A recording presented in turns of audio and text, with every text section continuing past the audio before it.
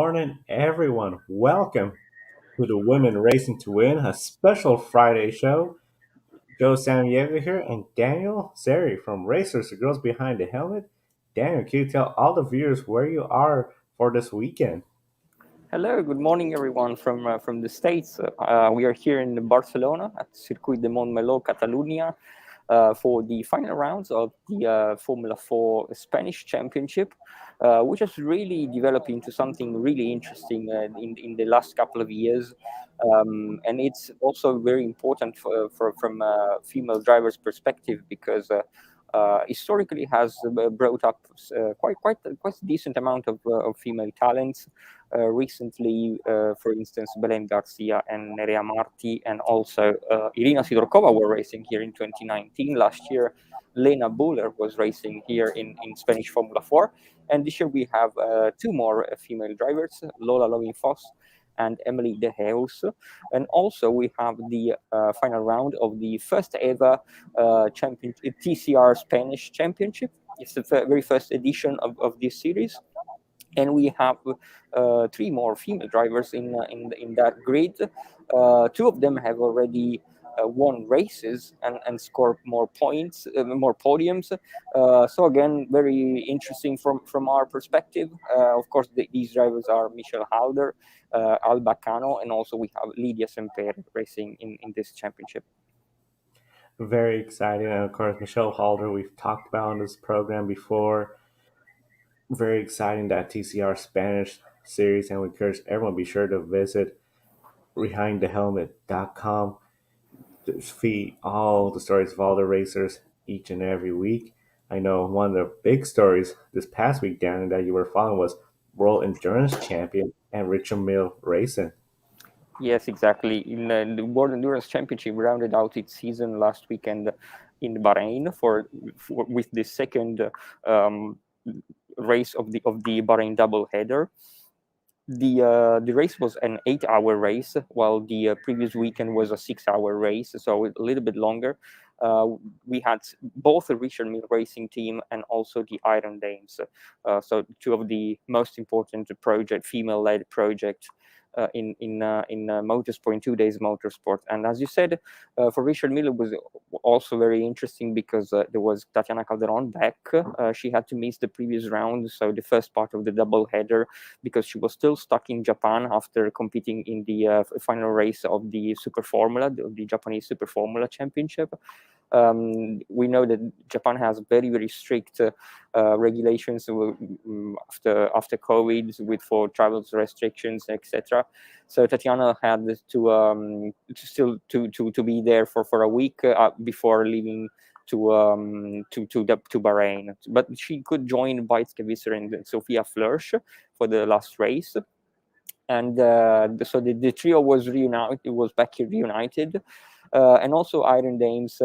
There was kind of a new team for them because a new lineup. There was Catherine Legg back in the team after she had raced last time for Iron Dames at the season opener in Spa-Francorchamps. So it was kind of also a return for Catherine in Europe because she had left. For the IMSA to compete in the IMSA championship.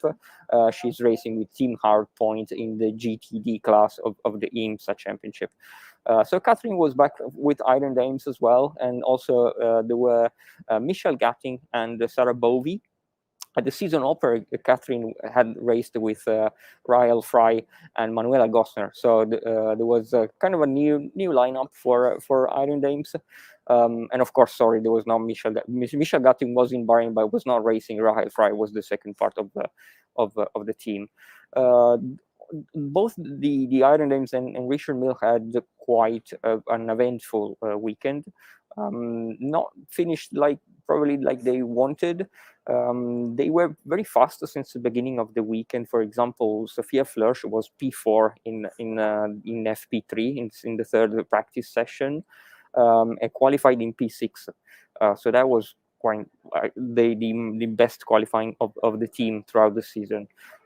Sophia is doing very well in endurance, in sports car. She's really finding her at home in the LMP2 car. but we will talk about this a little bit later. Sofia was really, really fast all weekend, and she qualified in P6, as we said. Bajske took the start for them in the LMP3, in the LMP2 category. And she went pretty okay. She dropped to P8 and did the whole first stint. She had a double stint, was on P8, P9 throughout the stint. Unfortunately, they were not very lucky with some of the full course yellow timings, so they had to pit when they had already pitted a few laps before. So then the full course yellow came out. So they were not super lucky with the timings, especially in the second half of the race.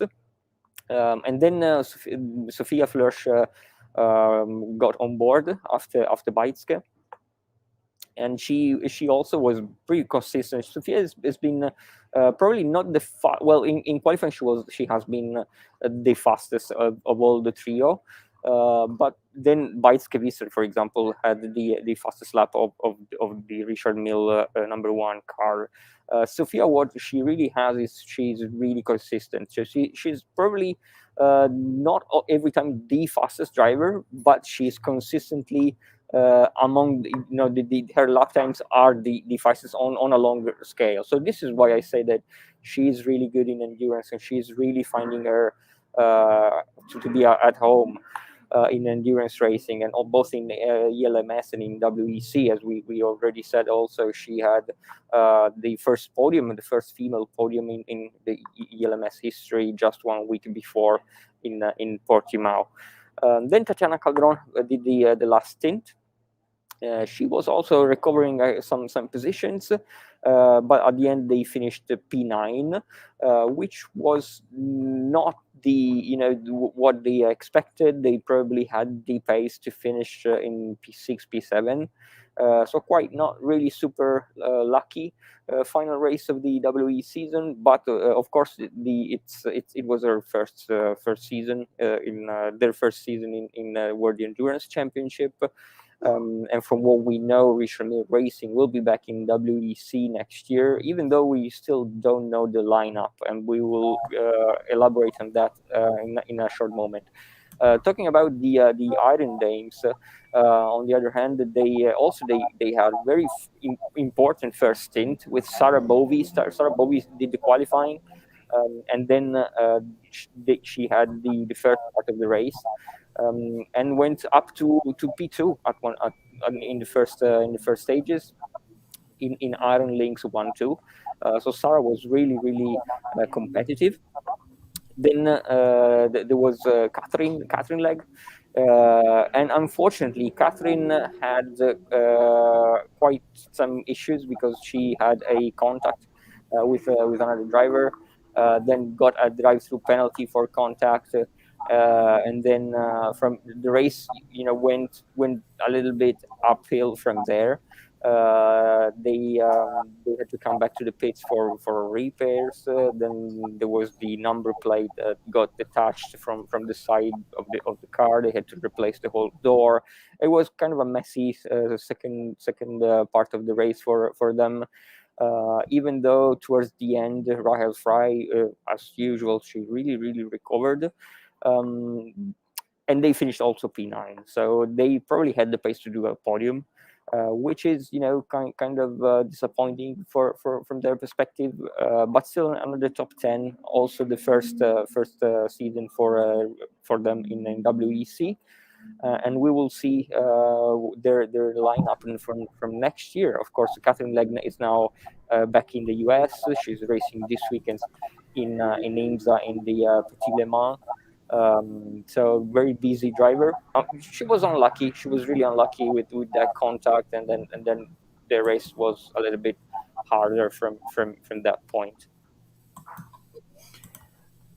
One of the big things when it comes to racing, just sometimes that luck could just bite you in the back, and it's just really unfortunate for Catherine. But I know Kobe Lambis from Podium Finish, he's going to be following Catherine and all the drivers at IMSA Petit Le Mans, so he won't be on the air, but definitely encourage everyone to be sure to follow IMSA Petit Le Mans. Catherine Legg's going to be there, and of course, if you see our correspondent Kobe Lambis, be sure to follow him as well. When it comes over to the States, over here in the United States of America and the West Coast, the state of Phoenix, they had a busy weekend with the NASCAR Championship weekend. And of course, NASCAR, their playoff format, it was a hugely exciting atmosphere. People were comparing this to like a Super Bowl type weekend with the energy and excitement around us. And part of that excitement and energy not only included the NASCAR Cup Series season finale, but also the NASCAR Truck Series race and the ARCA West Series. Of course, ARCA West, they have been all over the West Coast, including Portland International Raceway, where we did interview Bridget Burgess, and she was there along with two other drivers, again in Arizona for this year's race. Starting off with Gracie Trotter, who of course was driving for Billy Venturini Racing, the number 25 Toyota out there. Gracie Trotter, she started 10th place, a top 10 qualifying position, because in this race, qualifying was in effect for the first time in almost the entire season. For a lot of these drivers, getting readjusted from just unloading the car, maybe some practice, to now we're qualifying again. It just made it for a challenge. But for Gracie Trotter, top 10 starting position, kept her nose clean.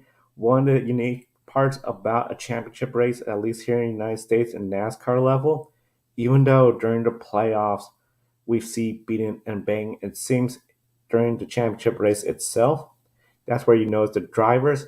If you're a championship contender, the drivers are going to give you room. They don't want to be the driver known for ruining your championship performance, ruining your championship. So overall, pretty good racing in the ARCA West Series for Gracie Trotter to come home ninth place, finish on the lead lap. Good achievement for her. Now, of course, as I mentioned, Bridget, she was there at the track as well. Of course, we had the opportunity to follow her progress at Portland International Raceway for the ARCA West Series race at the racetrack. So for her, qualifying a little bit different since she has some more qualifying experience with Portland International and other tracks this year. For Bridget, though, short tracks, road courses, that seems to be a great strength. A track like Phoenix, where the horsepower, the equipment does come in, she overall started 26th place. Now, of course, mid pack, this is going to be a little bit different compared to running towards the front. That dirty air, we hear this in Formula One, Indy cars. It is a huge factor in NASCAR as well, too. Despite all the efforts by Phoenix International Raceway to put a resin in a sticky compound the outside line to encourage more passing, we've seen changes to the cars to try to eliminate the negative effects of dirty air. For Bridget, overall, just being that mid pack all day, going a couple laps down, she came home 24th place. So overall, gained 2 spots, but of course, throughout the race, gaining spots, losing spots, being very competitive for that family team. One car in their stable. So if they wreck that one car, they're in trouble. She brought it home. Overall, a good effort for Bridget Burgess and Tony Bredinger. She was out there too as well, driving for Billy Venturini as well. So definitely looking for some good results. She qualified 16th place. Very strong qualifying effort. However, the handling was not there for the race. When it comes to stock cars, one lap qualifying effort, you want to make that car loose fast for that one lap. When it comes to the race, you don't want that car to be loose every single lap. That'll wear out the tires, that'll wear out the equipment. That just makes it harder for the driver lap after lap after lap. So for her, just getting that handling was just not there. She fell to 27th place, not exactly the race she wanted. However, 34 cars entered this field. This was a large field for the ARCA Menards West Series overall. Great racing. And of course, that championship, as you've probably seen from another colleague of ours, Ben Schneider, came down to the last lap where the driver thought he won the championship. He crossed the finish line, had the points lead, but his teammate behind him slowed down the last lap, allowing the other championship rival to go out, get one more position, force a tie, and win the tiebreaker. A lot of people comparing it to Brazil, where Massa thought he had won the championship, but Lewis Hamilton got around Glock.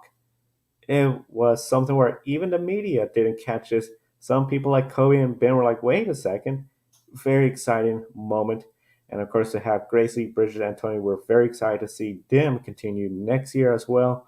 Already seems like Bridget and Tony are looking at programs. And then, of course, Gracie Trotter, a lot of rumors. Where will she end up next year? Hopefully, ARCA Menards series, or maybe even we could see her in an Xfinity or a Truck Series event. Speaking about Truck Series, of course, we had the NASCAR Camping World Truck Series Championship, the Lucas Oil 150, 36 trucks in this field, and it was qualifying again. So the fastest 36 got in. 40 trucks showed up, and unfortunately, Jennifer Jo Cobb, she was unable to qualify for the race, so she did not make the event. Unfortunately, her season ended one race earlier compared to everybody else. Of course, small time team just struggling pretty much with the equipment disadvantage that they have compared to some of the bigger teams, as we saw in the championship format. So a tough break for Jennifer Jo Cobb. For Haley Deegan, of course, better equipment, not exactly at that top level yet. It's just a matter of trying to close the gap between the top level teams that we see week in and week out, like Kyle Busch Motorsports, Haley Deegan's team, essentially David Gillian's racing, and then of course the teams further in the back that are really struggling. For Haley Deegan, go out there, qualify 10th place, a top 10 starting position, very great effort. The Truck Series race, this year we've seen some Truck Series races where it was just caution after caution after caution. People talk about the lack of respect. Very different race this year. We did see a first lap issue for one of the championship contenders, in which they claim it was due to lack of respect. Awareness is the first lap, but it didn't bring out a caution, and we didn't have that many cautions compared to past races. So for Haley Deegan, a lot of long runs. That's where the truck, the handling was just not there. She comes home 17th place. Her rookie season has officially come to an end in the NASCAR Cup World Truck Series. She is expected to be back next year in the Truck Series with the same team, same sponsor, and hopefully continue building up to get to Xfinity Series and then someday the Cup Series. A lot of excitement around Haley Deegan and her career in NASCAR and overall, very exciting race weekend in Phoenix. This was a first full weekend for Phoenix to host race fans without capacity or limits or restrictions. Sold out atmosphere Sunday. Great crowd turnout Saturday for the ARC Menards Series race and the Xfinity race. And then, of course, Friday, a good showing of fans for the Truck Series season finale. Looks like NASCAR is on to something huge with this championship format, especially at the end of the playoffs. So it's definitely, we're going to be following them throughout 2022 and up to this race as well. And then I know W Series, their season's already over, but some big news, especially about Formula 3 testing for Martí and Sidorkova. Yes, we briefly talked about this last week in the previous episode. We said that it was very crucial for W Series to try to create a bridge with the FIA Formula 3 Championship, because of course the W Series uses these some slightly different cars. They are Formula 3 regional cars, like same that are also using the Formula 3 regional European Championship by Alpine, and also in the Formula 3 Asian Championships, and so on. So the cars are a little bit different. They're less powerful first of all, and the tires are different. There's DRS, so it's kind of a different car.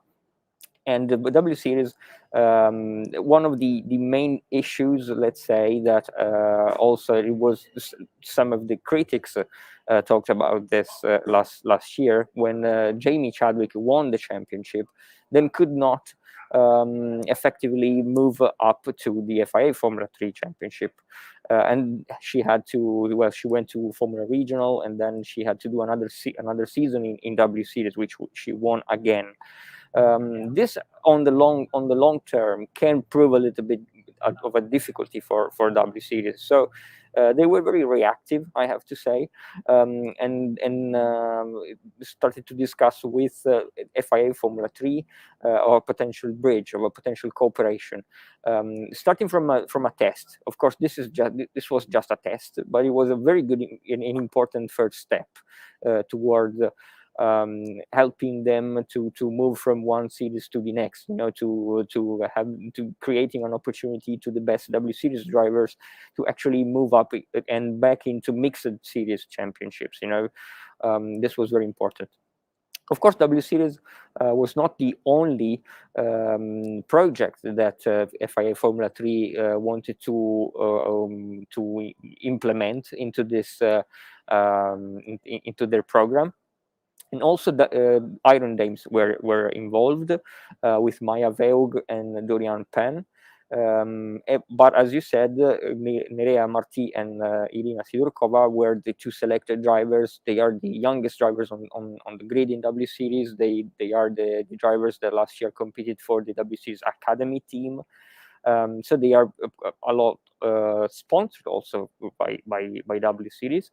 And so it made sense for them. They were two rookies this year. They did very, very well. Both went on the podium. So it did make sense to give them an opportunity, and they tested the car in Magny Cours. There was one day testing for both Nerea and Irina. And then the day after, there were the two Iron Dames, young drivers. The test was quite simple in its structure. Both drivers had 3 sets of slick tires and 3 sets of wet tires. They went on track. Well, Prema Power Team was involved, and that this was a very important point, I believe, because of course there was the reference team, the most important team in the series, and also they involved Dennis Hauger, the team champion in the 2021 series champion. So he was there to set comparative lap times, and then he coached both Nerea and Irina, and also Maya and Dorian the second day. In between the sessions, they always had some comparative lap time data. They had some coaching sessions with Hauger and with Prema. So that was, I think, just a test, but a very important step. And of course, they all tried to learn. There was a lot to take in because, of course, it was just a day, and the information, the data were a lot, and the cars, as I said, are quite different. So it was quite a lot from them to learn in just one day and to process and try to get up to speed. But as far as we know, they were pretty much straight on pace. Nerea and Irina did very well, and they can't wait to be back in the car again for probably, who knows, another opportunity with that car. But speaking about testing, usually the winter time is not that exciting like some of the other weekends where there's a lot of racing going on. But in the last couple of weeks, there were some interesting testing. Also, as we mentioned, the FIA Formula 3 test especially for female drivers, but also the WEC rookie test, where we saw Richard Mille Racing trying 3 new drivers. One was indeed Jamie Chadwick. The other one was Alice Powell, so the 2 top finishers in the W Series Championship.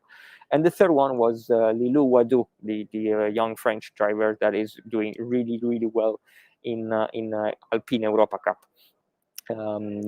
Both Alice was the fastest among these 3, but they were very, very close with Jamie. And of course, it was the first time for Lilou in that kind of car. They were pretty strong, all of them. And this is important because I think Sophia Flörsch, we still don't know if she will be back with Richard Mille, because she's also testing out some other opportunities. She was on the same day. On the same day she was racing. She was testing with WRT, the champion in the team champion in the LMP2 category. and she topped the sessions in both the morning and the afternoon sessions. She was not 100% feeling well. She had some kind of she had some flu, so probably she would have been even faster if she was in a better shape. But it made some headlines because she topped both the sessions. And in the afternoon session, I also think that she was a little faster than one of the Toyota hypercars. So that it was quite a news. And she's trying out some other opportunities in WEC and also in ELMS. So we don't know if she will be back with Richard Mille. And so who knows, maybe some of the W Series drivers will be not back with W Series, but will try their chances in WEC. Be very exciting to see that progression, W Series, WEC, other series, and I had to agree. Sort of a bridge to the higher series, I think, is a much needed step that can be really incorporated and I think benefit all the drivers there. Now, of course, you mentioned early on, you're following several races right there in Barcelona. What are some of the other key races you're going to be following this weekend as well? Well, as we mentioned, I think we pretty much mentioned all of them already, because as you said, I will watch the Formula 4 Spanish Championship here in Barcelona, as TCR Spain as well, and then we have the big weekend of the Petit Le Mans at the Road Atlanta with IMSA, with Catherine Legge racing in the main race. But also particularly interesting will be the Michelin Pilot Challenge with Taylor Hagler. She will start from P12 in the TCR category, but she's really close to clinching the title. So keep an eye on Taylor Hagler, because she is really close to claiming the title and becoming the second ever female driver to win an IMSA championship after Christina Nielsen.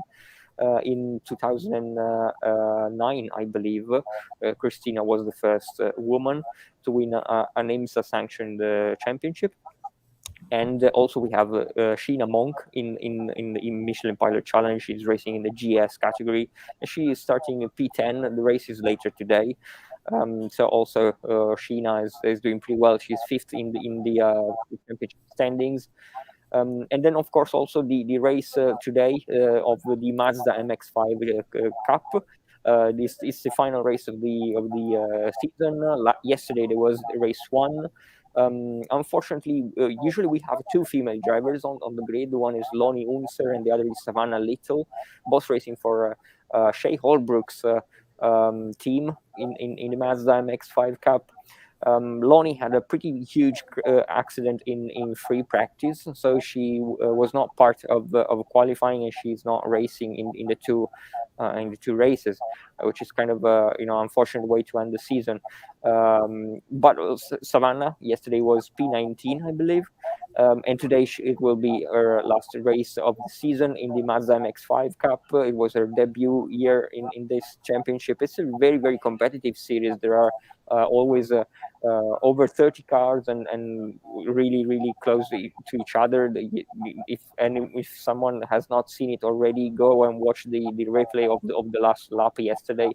Of the finish, there were like 4 cars in 1/10 of a second and 19 thousandths of a second between the first and the second. So really close racing in that series, and we will watch Savannah Little rounding out her season. And also there is the NASCAR Mexico series, 10th round of the championship, with Valeria Aranda racing in the truck series. She had quite of an unlucky last couple of races, but she's a good driver. She has been often in the irregular in the top 10, and so it's going to be also quite interesting to see what she can do, and if she can bounce back after the previous race. And of course, we encourage everyone to visit the website racersbehindthehelmet.com. There you get a full listing of all the races going on this weekend, and check out all the stories each and every week from the prior weekend. As you can see, there everything from Haley Deegan, the Iron Dames, and much more on the website Racers Behind the Helmet. And for all our viewers here, we want to give you a programming notice. Next week, we'll be taking the week off as we prepare for 2022 season, especially the W Series, all the women racing around the world. And then, of course, the weekend after that here in the United States, Thanksgiving. So Grid Network will be taking that day off. We'll be back on the first Thursday of December for a special recap of all the women in motorsports 2021. Talk about some of the huge achievements. Very exciting show. We encourage everyone to be sure to count that in. And the best thing you can do, subscribe to the Grid Network so you don't miss that program. And then later today on the Grid Network, we're going to have Christina Lamb. She is going to be talking with Kobe Lambeth and Ben Schneider about her racing progression and getting to IMSA level for 2022. So we encourage everyone to be sure to catch that program. It'll be live streaming on YouTube, Facebook, Twitter, and Twitch. So multiple platforms streaming today's program. Very excited.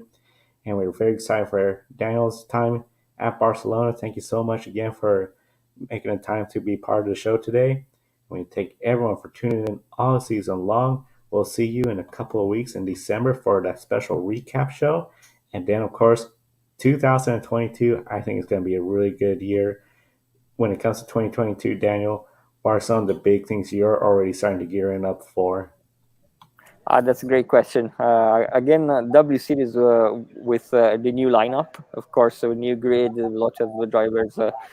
Maybe some of them will not come back, but there will be some exciting new talents. In the Formula 4, there are more and more female drivers, really competitive female drivers coming up the ranks in all the Formula 4 championship across Europe, from the Italian one to the German, the Spanish, as I mentioned, and the British one as well. Also WEC, a lot of very good female drivers are trying to get into the high level in endurance because of some of the projects like Richard Mille and Iron Dames, but also because it's becoming one of the most competitive form of racing, except for Formula One. They are learning that there's not just Formula One, So I think there are a couple of really interesting series that we'll be following closely next year.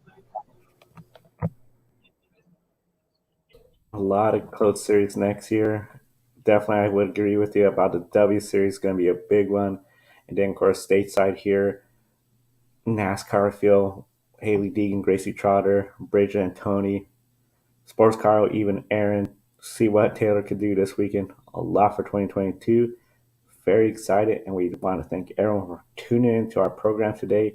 Be sure to subscribe, like to the Grid Network, and be sure to follow RacersBehindTheHelmet.com as well as their social media page on Twitter and Instagram.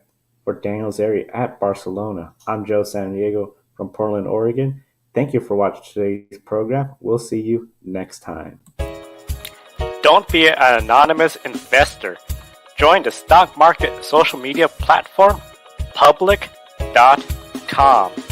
Invest any amount of money and share with friends and new friends. Discover new opportunities, such as new companies and potential business partners, and useful tools for beginners, and share your experience with friends on public.com. Link in the video description gets you $5 for being a Grid Network viewer.